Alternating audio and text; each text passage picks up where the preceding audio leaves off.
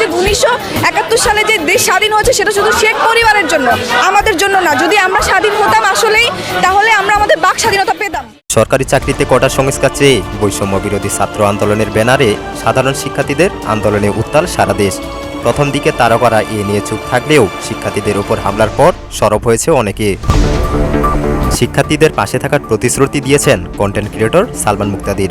সালমান মুক্তাদির লিখেছেন, এমন কোনো ছাত্র আছেন যিনি হামলার শিকার হয়েছেন অথবা হলে ঢুকতে পারছেন না, আমি আপনাদের খেয়াল রাখব।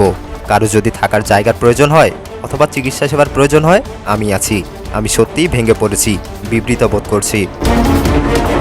বিশ্ববিদ্যালয় ক্যাম্পাসে শিক্ষার্থীদের ওপর হামলার জবাব চেয়েছেন ঢাকা বিশ্ববিদ্যালয়ের সাবেক শিক্ষার্থী চিত্রনায়ক সিয়াম আহমেদ।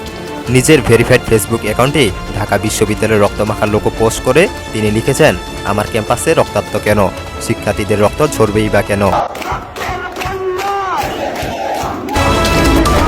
শিক্ষার্থীদের ওপর হামলার নিন্দা জানিয়ে কোটা সংস্কারের পক্ষে নিজেদের অবস্থান জানিয়ে সোশ্যাল মিডিয়া পোস্ট দিয়েছেন শোবিজ অঙ্গনের একাধিক তারকা।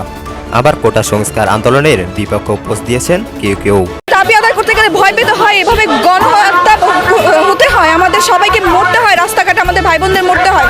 দেশ তাহলে কোথায় স্বাধীন? স্বাধীন শব্দটাই উচ্চারণ করা যাবে না, আমরা এখনো স্বাধীন না। News desk, our television.